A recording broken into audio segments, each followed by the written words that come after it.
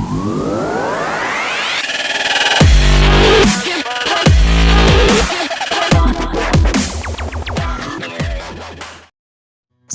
warahmatullahi wabarakatuh. Kami di sini dari kelompok 6 manajemen akan memberikan pembelajaran tentang type of workplace diversity. Enjoy your watching. Di saat sekarang ini terjadi dalam angkatan kerja, banyak orang yang berusia di atas 50 tahun adalah pekerja yang antusias dan produktif. Banyak perusahaan yang percaya bahwa pekerja yang lebih tua membawa sejumlah kualitas yang baik ke dalam pekerjaan, termasuk pengalaman, penilaian, atas kerja yang kuat, dan komitmen untuk melakukan pekerjaan yang berkualitas. Tantangan bagi para manajer adalah mengatasi persepsi yang salah tentang pekerja yang lebih tua dan keyakinan luas bahwa kinerja dan kualitas kerja menurun seiring bertambahnya usia. Sebuah penelitian mengungkapkan bahwa generasi milenial 71% lebih cenderung fokus pada kerja tim, 28% lebih cenderung fokus pada dampak bisnis, dan 22% lebih cenderung fokus pada budaya koneksi. Sebaliknya, kaum non-milenial 31% lebih cenderung fokus pada ekuitas, 28% lebih cenderung fokus pada penerimaan, toleransi, dan keadilan kesempatan, dan 26% lebih cenderung fokus pada integrasi. Mengingat perbedaan ini, manajer menghadapi tantangan dalam menciptakan dan memelihara budaya inklusivitas. Manajer perlu memastikan bahwa mereka mempertimbangkan norma yang berbeda antar generasi. Mengelola kelompok usia organisasi yang beragam secara efektif dapat membuat mereka bekerja dengan baik satu sama lain, belajar dari satu sama lain, dan memanfaatkan berbagai perspektif dan pengalaman yang ditawarkan masing-masing.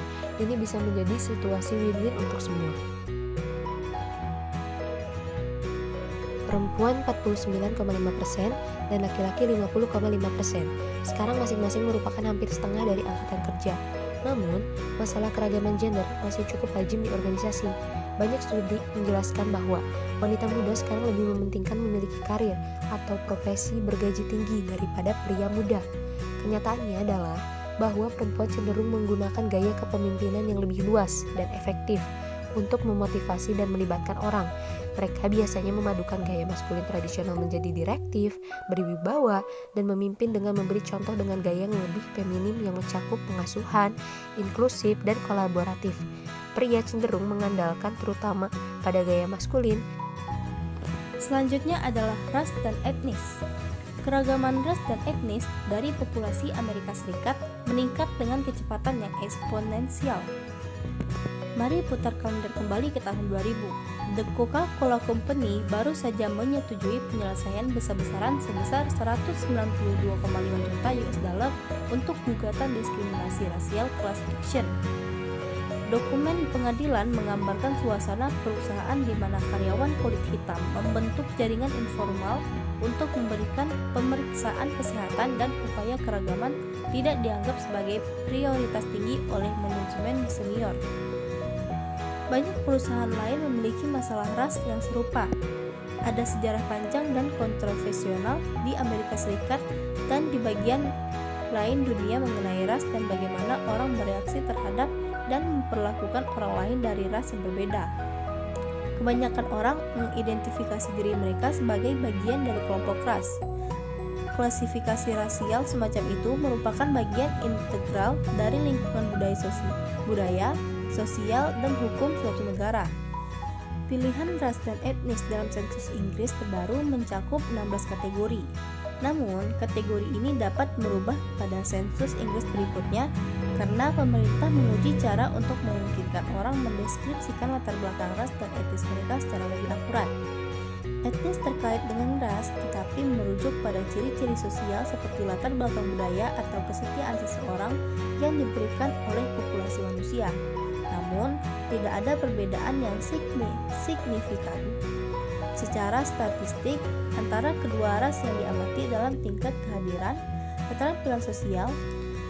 Selanjutnya adalah disability atau disabilitas. Menurut Biro Sensus Amerika Serikat, penyandang disabilitas adalah minoritas terbesar. Perkiraannya bervariasi, tetapi diyakini bahwa ada sekitar 19,8 juta orang Amerika usia penyandang disabilitas, dan jumlah itu terus meningkat seiring kembalinya pasukan militer dari Irak dan Afghanistan. Sebuah survei oleh Society for Human Resource Management menemukan bahwa 61% dari profesional HR yang menanggapi mengatakan bahwa organisasi mereka sekarang memasukkan disabilitas dalam rencana keberagaman dan inklusi mereka. Namun, hanya 47% yang mengatakan bahwa organisasinya secara aktif merekrut penyandang disabilitas, dan 40% mengatakan bahwa manajer senior mereka menunjukkan komitmen yang kuat untuk melakukannya. Sebuah survei oleh Departemen Tenaga Kerja Amerika Serikat melihat ketakutan yang tidak berdasar ini, menjelaskan beberapa dari ketakutan tersebut serta kenyataan seperti apa sebenarnya itu. Tapi, Wakil Presiden senior di bidang distribusi mengatakan, satu hal yang kami temukan adalah mereka atau karyawan disabilitas bisa semuanya melakukan pekerjaan itu. Yang mengejutkan kami adalah lingkungan yang diciptakannya itu adalah bangunan tempat semua orang saling membantu.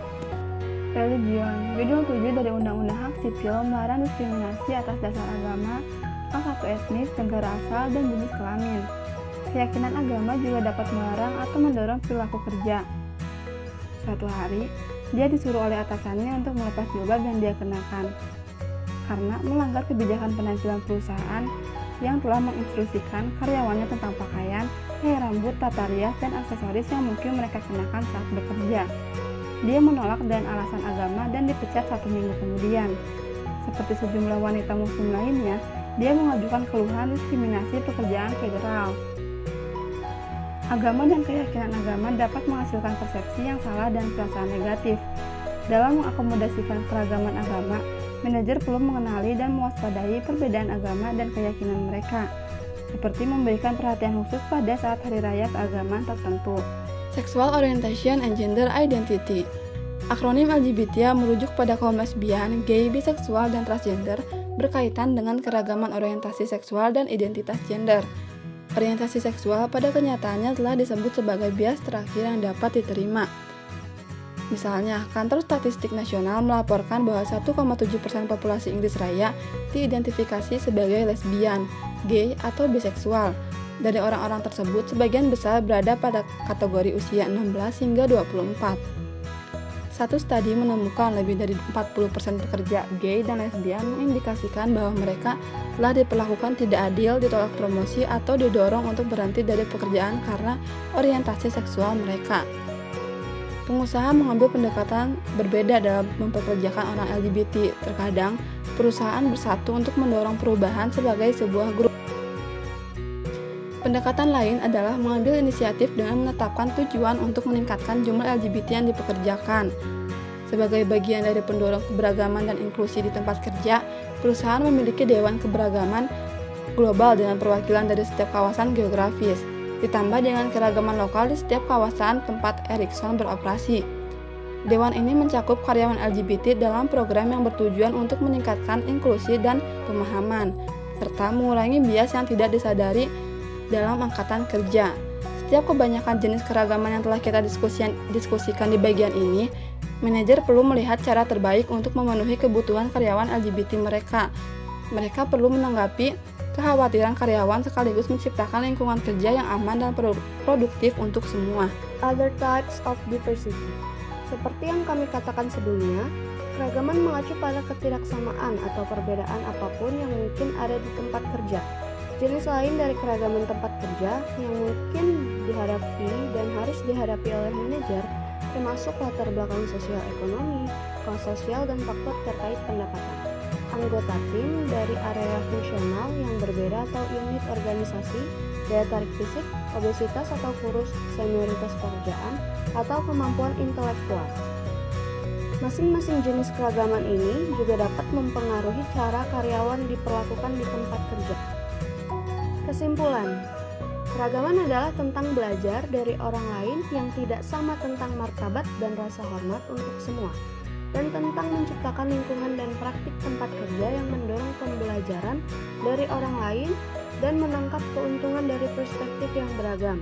Mengelola keragaman sebagian memastikan bahwa tidak ada kelompok yang dirugikan. 1. Tenaga kerja yang beragam adalah cerminan dari perubahan dunia dan pasar. 2. Tim kerja yang beragam membawa nilai tinggi bagi organisasi. 3. Menghormati perbedaan individu akan menguntungkan tempat kerja dengan menciptakan keunggulan, kompetitif, dan meningkatkan produktivitas kerja. Dan yang terakhir, keempat, manajemen keragaman menguntungkan rekanan dengan menciptakan lingkungan yang adil dan aman, di mana setiap orang memiliki akses peluang dan tantangan. Sekian dari kelompok kami, kelompok 6 manajemen. Mohon maaf bila ada kesalahan kata. Wabillahi taufiq wal hidayah. Wassalamualaikum warahmatullahi wabarakatuh.